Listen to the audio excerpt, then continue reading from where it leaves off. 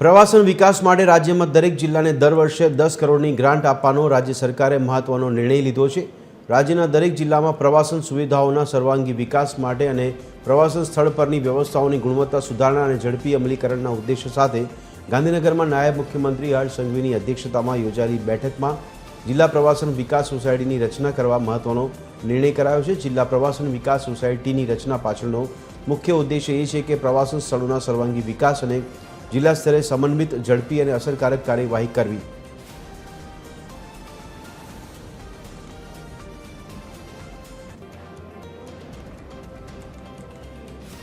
તો સ્થળોની બ્યુટિફિકેશન કરવાની કામગીરી થશે ત્યારે માળખાકીય સુવિધાનો વિકાસ કરવામાં આવશે।